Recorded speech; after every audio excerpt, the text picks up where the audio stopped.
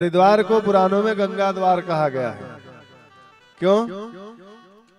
अगर हरिद्वार कहते हैं तो हरि के भक्त कहते हैं कि ये हरिद्वार है, हमारा द्वार है, हमारे प्रभु का है।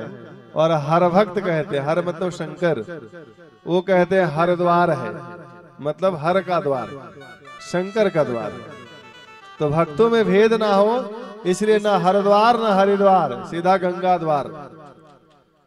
तो गंगा द्वारे समीपे तू तटवानंद नामगम, गंगा के किनारे आनंद नाम के तट पर भागवत कथा करेंगे।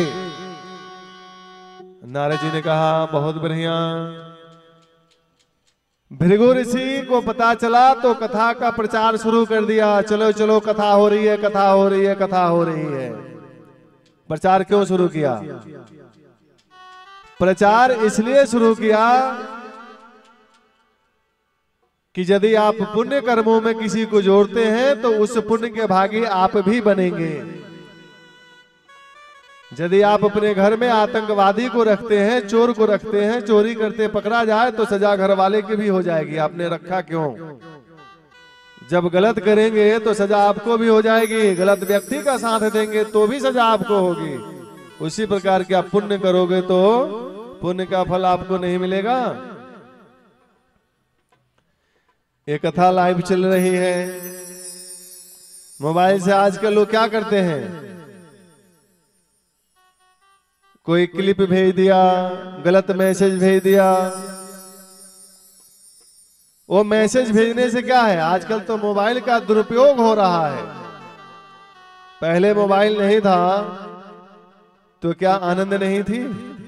इससे ज्यादा आनंद था। ठीक है, मोबाइल सुविधा है, आवश्यकता है इस भागदौड़ के जीवन में। किसी को सही मैसेज भेजो, किसी को बढ़िया क्लिप भेजो। आज मोबाइल से इतना दिक्कत भी हो गई है कि अगर किसी की बेटी बात कर रही है फोन पर तो बाप को चिंता होने लगता है कि पता नहीं किससे बात कर रही हो।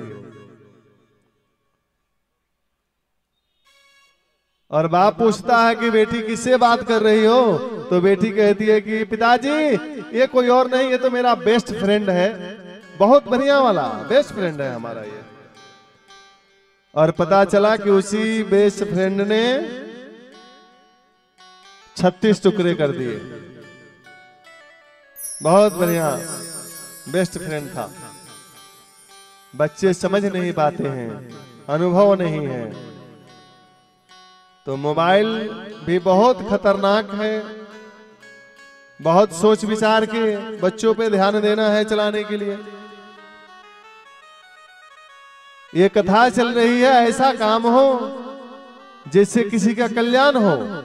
लाइव कथा चल रही है, आप अपने रिश्तेदारों को, आप अपने जान पहचान वाले को कथा लाइव शेयर करें, लिंक शेयर करें। लिंक लिखा हुआ है बैनर के ऊपर। यदि इसलिए नहीं कि मेरा बहुत प्रचार हो, इसलिए कि यदि किसी ने कथा सुनी और एक भी बात उसे अच्छी लग गई और जो जिसके जीवन में बहुत बड़ा कष्ट आने वाला था और बात सुन के उसका कष्ट दूर हो जाए, बात सुन के वो सही मार्ग पर आ जाए, उसकी जीवन बदल जाए, जो जिसकी जीवन अंधकार में जाने वाली थी उसका जीवन सन्मार्ग पर आ जाए, ये कथा कराती है। इसलिए भृगु ऋषि ने कथा का प्रचार किया। सब लोग आए कथा में। कौन कौन आया? कह रहे सर्वे तीर्थानि निवसन्ति तत्र यात्रा तचोद्वार कथा प्रसंग। सभी तीर्थ आए कथा में। वेद वेदांतानि वेदाश्च मंत्रासु तंत्रा समूर्तयः। 17 पुराण आए कथा में। वेद आए, मंत्रास तंत्रा, वेदों के मंत्र आए, तंत्र आए, समूर्तयः मतलब सब मूर्तिमान होके बैठे कथा में। और कौन आया? 10 दिशाएं आई। और कौन आया? कह रहे सर्वे प्यमी मुनिगणा सपुत्र शिष्या स्व स्त्री, सभी ऋषि आए, सभी मुनि आए, और अकेले नहीं आए, सपुत्र अपने पुत्रों को भी लाए, शिष्या अपने शिष्य को लाए, और स्व स्त्री अपने स्त्रियों को भी लाए। क्यों ऐसा किया? पूरा परिवार आया। पूरा परिवार क्यों आया? कथा सुन के आपने मन में ऐसा बना लिया कि हम इस मार्ग पर चलेंगे, और आपके घर में एक दूसरा व्यक्ति है जो रोज तांडव करता है वहां पर, तो उसकी तो बुद्धि खराब है, आप सन्मार्ग पर नहीं चल पाओगे अगर घर में एक भी दुष्ट है तो। इसलिए पूरा परिवार आया।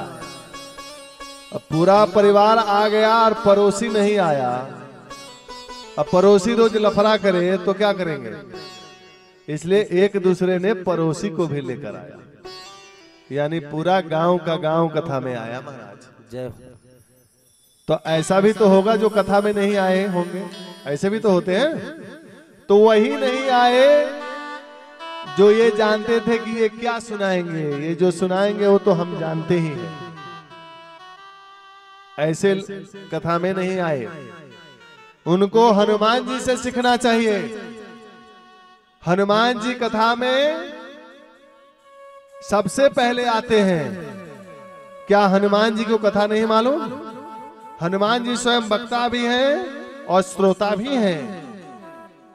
यत्र यत्र रघुनाथ कीर्तनम तत्र तत्र कृतमस्तकांजलिम। जहां जहां भगवान की कथा होती है हनुमान जी वहां वहां पहुंच जाते हैं। सबसे पहले ऐसे व्यक्ति को हनुमान जी से सीखना चाहिए। क्या हनुमान जी से ज्यादा ज्ञानी है जो लोग नहीं आते?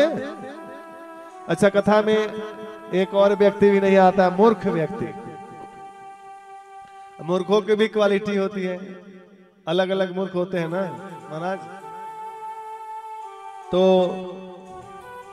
अब मूर्खों को कौन बोलेगा कि जाओ? अगर बोल दे तो मूर्ख भी चले आए। एक मूर्ख व्यक्ति था, सिर झुका करके चलता था।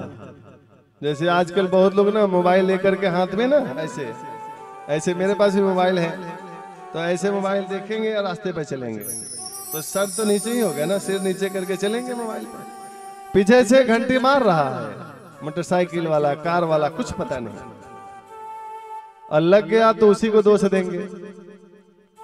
उसी प्रकार एक व्यक्ति सिर झुका करके नीचे चल रहा था। जब सिर झुका के चलेंगे तो क्या होगा? सामने वाले आने वाला व्यक्ति से टक्कर हो जाता उसका। तो जो सिर झुका के चलता था वो कहता था, बड़े गधे हो यार, टक्कर मारते हो। सिर झुका के चल रहा है, खुद टक्कर मारता है, और जिससे टक्कर लगती है उसको बोलता है कि बड़े गधे हो भाई, तुम तो गधे की तरह चलते हो।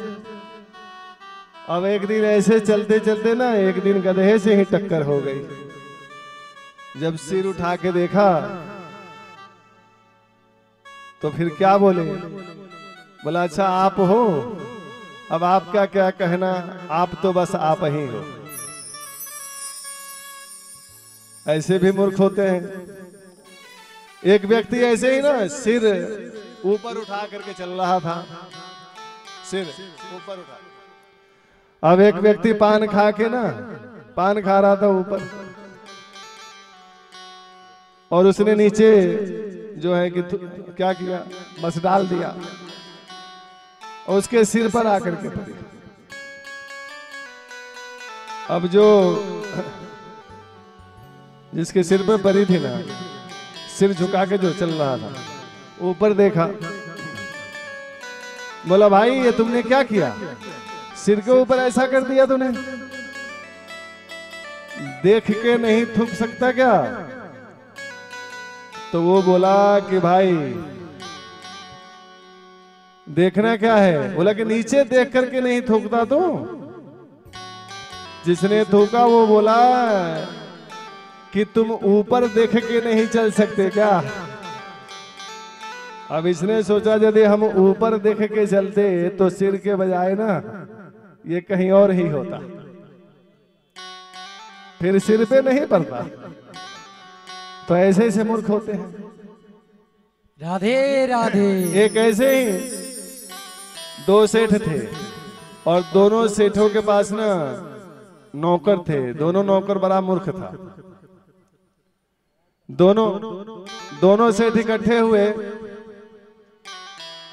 दोनों सेठ इकट्ठे हुए तो एक सेठ ने कहा कि सुनो, हमारा नौकर है ना, ये बहुत बड़ा मूर्ख है। नमूना देखोगे? दूसरे से कहा दिखाओ। अपने नौकर को बोला, भाई इधर आओ। आया, बोला हाँ सेठ जी बताइए। बोले 10 रुपए ले और बाजार से जाकर के ना टीवी लेकर आ। 10 रुपए लिया और मार्केट चला गया टीवी लेने के लिए।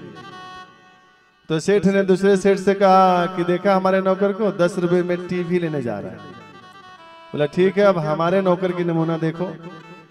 बुलाया, इधर आया। हाँ सेठ जी बताइए। बोले कि सुन, मेरे ऑफिस में जा। ऑफिस देखा है मेरा? हाँ हाँ देखा हूं। मेरे ऑफिस में जा और जा करके वहां देख कि मैं वहां बैठा हूं कि नहीं। बोला ठीक है सेठ जी, अभी देख करके आता हूं। दोनों के दोनों चले गए। दोनों रास्ते में मिले मार्केट में, दोनों नौकर। एक नौकर ने कहा हमारा सेठ इतना मूर्ख है ना कि बोला जाओ 10 रुपए में टीवी लाओ। मैं 10 रुपए में तो 4 टीवी लेकर के जाता, लेकिन वो इतना मूर्ख है कि उसे पता नहीं है कि आज मार्केट बंद है। दूसरे ने कहा कि तेरे सेठ से तो ज्यादा मेरा सेठ मूर्ख है। मेरे को बोला कि जा करके देख कर आ मैं ऑफिस में बैठा हूं कि नहीं। तो फोन करके पता नहीं कर सकता था क्या कि ऑफिस में बैठा है कि नहीं, जो मेरे को भेजा? बोलना पड़ेगा। तो ऐसे ऐसे मूर्ख ना कथा में नहीं आ पाते। हाँ, बाकी सब आए। कथा सनकादिक ऋषियों ने शुरू किया। सदा सेम्या श्रीमद् भागवती कथा अस्य श्रवण मात्रेण हर्षितम समाश्रयेत। कथा जो है कि सदा सेम्या, हमेशा कथा को श्रवण करें। कथा श्रवण करने से क्या होगा? हरिश्चित्तम समाश्रयेत, हरि आपके हृदय में बैठ जाएंगे। और हरि कब बैठेंगे? जब आपका रिश्ता हरि से जुड़ेगा। इसलिए रिश्ता बन जाएगी कब? जब कथा सुनेंगे तब। कथा की महिमा गा रहे थे कि अश्लोकार्धम अश्लोकपादम या पठेत भागवतम चया। एक श्लोक, आधे श्लोक या एक चरण श्लोक जिस घर में होती है, बोलते हैं भगवान स्वयं आकर के सुनते हैं। इसलिए कथाओं में